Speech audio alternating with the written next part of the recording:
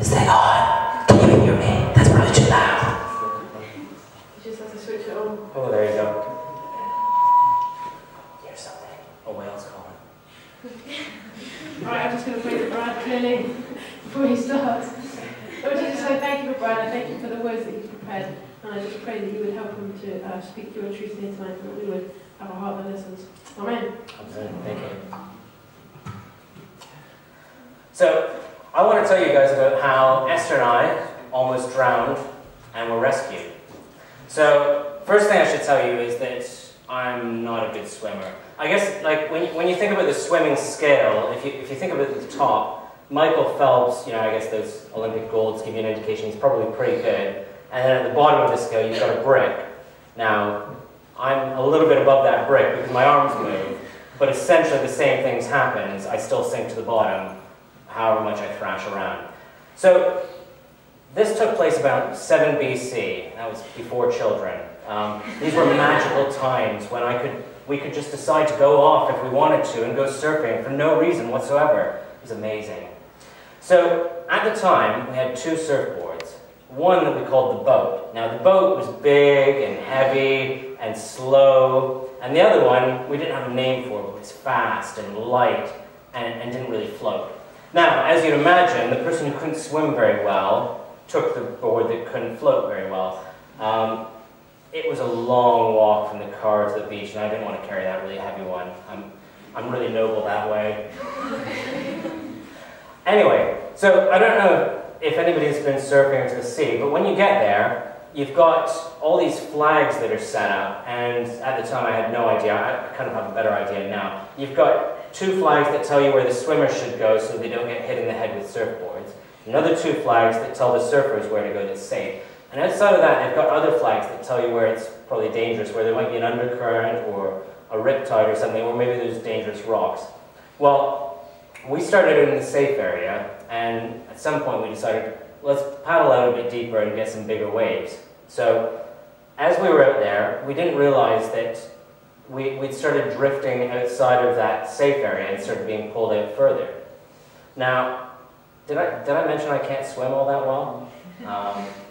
Anyway, once we noticed, we started to try to paddle towards the shore, but the harder we paddled, the further out we started to get. It was a pretty strong riptide. It was not great. So eventually, we were completely exhausted. I think Esther might have even been trying to help me up. I'm not great at this. Fortunately, somebody on the beach, one of those specks, saw us and called the lifeguards. And a couple of Australians came out to rescue us. Now, for some reason, Esther got the hot Australian guy, and I got the girl. Now, I'd spent this whole time trying desperately not to die, which actually turns out to be pretty exhausting. But as soon as she got there, she made us leave our boards behind, and she put me in front, and she told me that I had to then start paddling with her. Like, I thought that was the whole point of lifeguards, she's being paid for this. But anyway, the good news is Esther didn't run off to marry somebody who can actually swim. So that was the outcome of that. So today I want to talk to you guys about the prodigal son. So that's in the Bible. Jesus told this story in the book of Luke, and Jesus was an amazing storyteller. So I'm gonna tell this in my own words, so you guys can look it up later if you want to. So there are 2 brothers, and the younger brother says to his dad, "Listen, Dad, I don't want to wait until you're dead. Can you just give me the money now? I don't want to wait for my inheritance." And bizarrely, the dad doesn't smack him upside the head, as he should have done, but he sells his stuff up and gives the younger brother a big chunk of money. Now, the younger brother spends all his money, goes into the city, spends all his money on drink, drugs, and loose women. Eventually, he uses up all his money. He has nothing to get by, and he has to take a job feeding pigs. Now, feeding pigs for them would be the equivalent today for us of being that guy who works at the sewage plant who has to fish out all those pennies and change that you accidentally flush down the toilet with his hand. So as he's doing this, eventually he thinks, you know what? This this was a lot. My dad's people had this a lot easier. At least they got latex gloves, and if they worked really hard, they might even get a sieve or something. So he decides, you know what I'll do? I will go back to my father's house, and I'll say sorry, and I will ask to work as the penny catching guy, or whatever the name of that guy at the plant is. He's on his way back to his dad's place, and his dad sees him when he's a long way off, and he starts running towards him. And he hugs and kisses him before the younger son can even say anything. And then he tells his servants, go get him a robe and bring him a ring.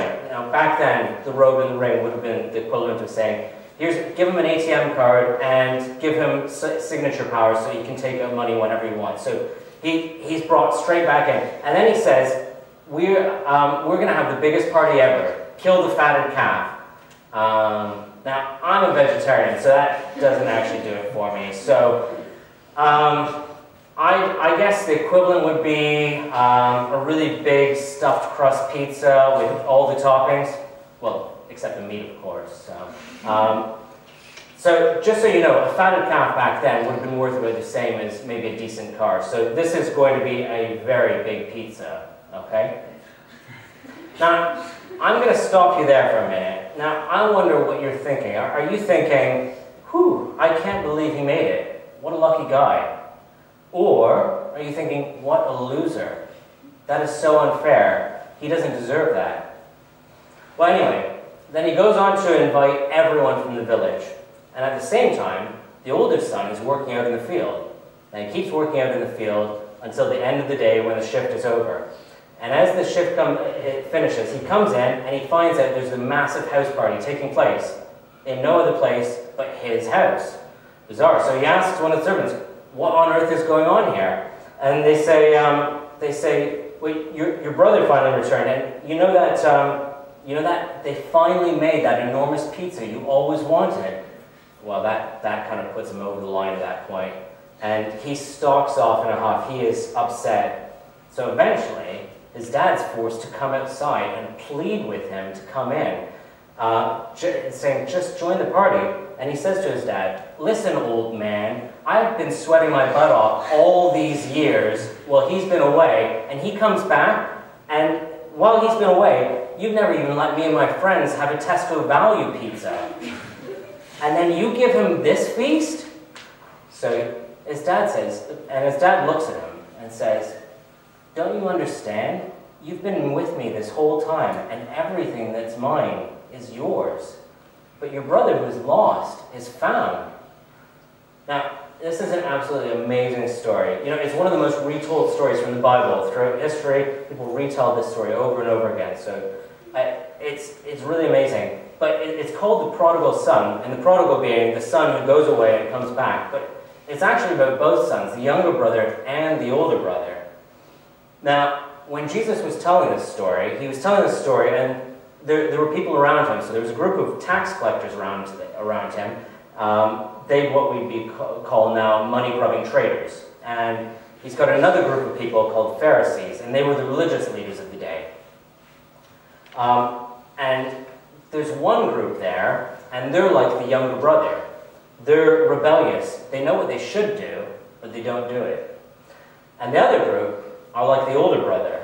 They're religious. They feel like they've earned everything through keeping the rules and being good morally.